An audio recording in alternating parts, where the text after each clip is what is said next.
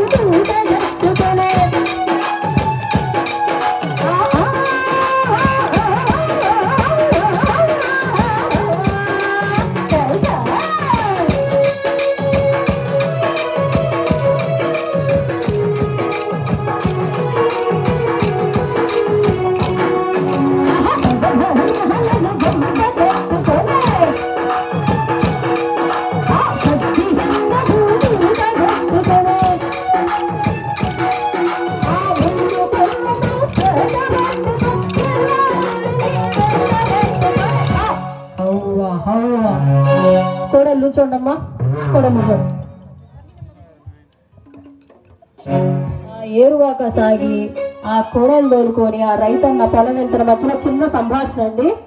భార్య అంటుందంట, మావా నేను ఎక్కడ సిటీలో గుంటూరులో పెరిగిందాన్ని నన్ను తీసుకొచ్చి ఇదిగో ఈ కొండపాటూరులో వేశారు, ఏదో బేరమామం చేశారు. అసలు మా గుంటూరులో మా ఇల్లు ఎలా ఉంటుందో తెలుసా మావా, నన్ను ఇక్కడ దండ పెట్టారు, ఇక్కడ తీసుకొచ్చి కొండపాటూరు అందంట. ఏందే గుంటూరులో మీ ఇల్లు ఏంది, నీ సంగతి ఏంది, ఈ అవ్వారు ఏంది అనంట. మేడా మిద్దల్లో మిద్దల్లో మేడా మిద్దల్లో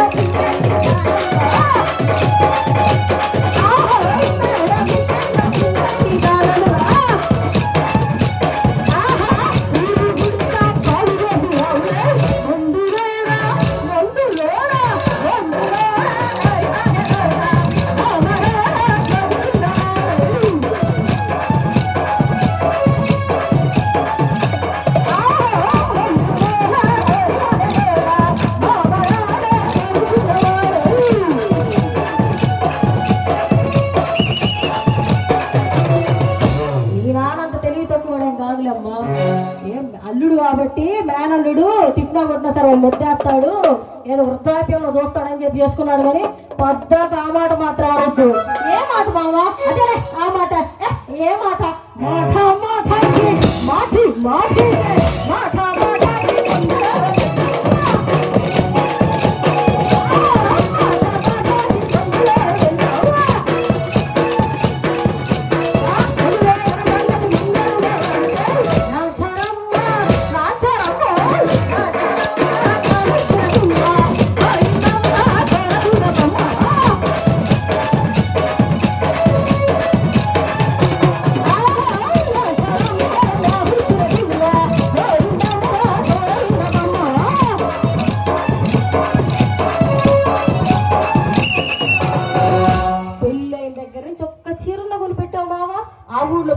ఈ ఊళ్ళో ప్రతిష్ట పంపిస్తావు.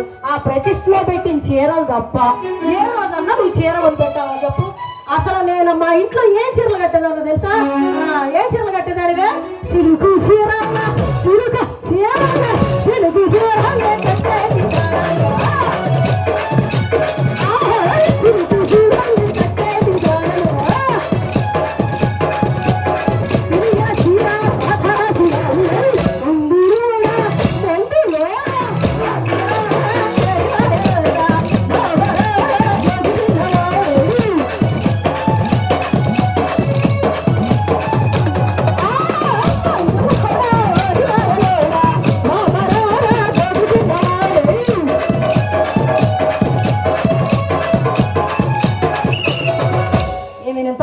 ముందే తెలుసు కదా, అప్పుడే చేసుకోకుండా నువ్వు పద్దాక అందరి ముందు ఆమె ఏ మాట పడితే ఆ మాట మాత్రం అనొద్దు.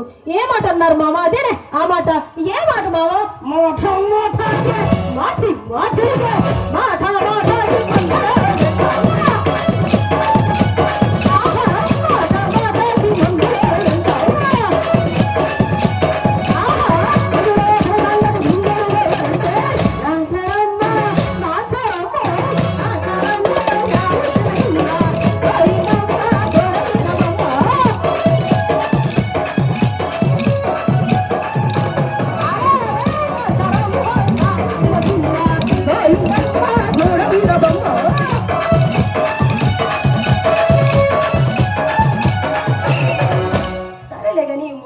ఎప్పుడు ఉండేదేనే కానీ మీ చెల్లెలు మొన్న ఏదో హాస్పిటల్లో ఉందంట కదా, వెళ్ళొచ్చావు మామ? చూసి వచ్చావా?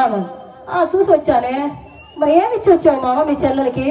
ఏమిచ్చావేంది? డజన్ అరటికాయలు. అదేంది మామ డజన్ అరటికాయలు ఇస్తే పేషెంట్ లేసి తినిద్దా? మీ చెల్లి తిందా లేసి? ఆపరేషన్ నిన్నే కదా అరటికాయలు గిట్టికాయలు తిందు. మరి ఎందుకు ఇచ్చి వచ్చావు? అందరు ఇస్తున్నారు కదా అరటికాయలు, కొబ్బరి బొండాలు అయ్యో ఒకటి, అందుకని నేను కూడా ఇచ్చి వచ్చా. అరటికాయలు ఏమన్నా హాస్పిటల్లో ఉండాలి ఉపయోగపడతాయా? పోనీ కొబ్బరి బొండాలు వేసి ఏమైనా పేషెంట్ తాగుతున్నాడా? హాస్పిటల్కి ఒక 50 మంది వెళ్తారు కదా ఊర్లో, కనీసం ఒక 100 మంది చూడడానికి వెళ్ళినప్పుడు కనీసం మీకు తోచినంత అంటే మీ కెపాసిటీని బట్టి ఒక 500నో 2000నో హాస్పిటల్లో ఉన్న వాళ్ళకి ఇస్తే ఆ హాస్పిటల్ ఖర్చులకి ఏదన్నా వస్తాయి. ఒక 1000-2000 ఇవ్వాలిగా తీసుకెళ్ళి మీరు అరటికాయలు మీ కొబ్బరి బొండాలు పేషెంట్లు వేసి తాగడు కదా. మనం చేసే పని కొంచెం బుద్ధితో పెట్టి చేయాలి. ఏదైనా ఎంతో కొంత తోచినంత హాస్పిటల్స్ లో ఉన్న వాళ్ళకి ఎంతో కొంత మీకు తోచిన సాయం డబ్బు రూపంలో చెయ్యండి. ఈ రోజు ఆమెకు వచ్చింది కష్టం, రేపు మీకు రావచ్చు కదా. ఒక కాకి కింద పడిపోతేనే 10 కాకులు వచ్చి వాళ్తున్నాయి అక్కడ సాయానికి. మనుషులమై పుట్టాం కదా మనం. మన దగ్గర ఒక 500 లేని పరిస్థితులు అయితే మనం లేం కదా. ఖచ్చితంగా సహాయం చేయండి. ఈ రోజు ఈయనకు వచ్చింది, రేపు మీకు వచ్చింది. అదేమన్నంటే మీ అది ఏంటి ఫంక్షన్లకి ఈ దిక్కుమాలిన గిఫ్ట్లు ఒకటి తగలబెడుతున్నారు. ఎవరికండి గిఫ్ట్లు? మేము తీసుకెళ్ళి మొచ్చుల్లో వేయడం, మేము వచ్చి మీద వేయటం, ఆ దినానికి తద్దినాలు తీసి తోముకోవడం తప్పితే ఉప్పు ఉపయోగం ఉందా వాటి వల్ల? ఆ 1,00,000 రూపాయలు ఎవరు లేని పిల్లల చదువులకు ఉపయోగపెట్టండి. అంతెందుకండి, మీకు అమ్మాయి అబ్బాయి ఇద్దరు పడతారు. అమ్మాయి 16 సంవత్సరాలుగానే మేనరకు ఇచ్చేయాలా, పెళ్లి చేసేయాలా? కొడుకును మాత్రం బాగా చూసుకోవాలా? దాని తిప్పలగే అది పడిద్ది. చదివించండి బాబు. మీరు ఎకరాలు ఇవ్వకపోతే మాకు ఎకరాలు వద్దు ఏమొద్దు, కానీ కనీసం ఆడపిల్లలు చదివించండి. రేపు దాని ఫ్యూచర్ ఎలా ఉండిద్దో మీకు తెలియదు కదా. మీ ఇంటికి రాలేక అక్కడ పిల్లలు పెంచుకోలేక వాళ్ళ పాటలు మామూలుగా ఉండవు. అమ్మాయి అయినా అబ్బాయి అయినా ఒకటే. మీరు ఇంటికి వస్తే ఒక ముద్ద పెట్టేది అమ్మాయే. మీరు ఒక రూపాయి ఇవ్వకపోయినా మేమే అన్నం పెడతాం. అది మా మనస్తత్వం. ఖచ్చితంగా అమ్మాయిలను చదివించండి. మీకు ఎన్ని ఎకరాలు ఉన్నాయి కాదు, మీరు ఎంత చదివించారు అనేది చాలా ముఖ్యం ఇక్కడ. ఖచ్చితంగా అమ్మాయిలను చదివించండి. అబ్బాయి ఎలాగైనా బతకగలుగుతాడు. అమ్మాయి చాలా కష్టం అండి.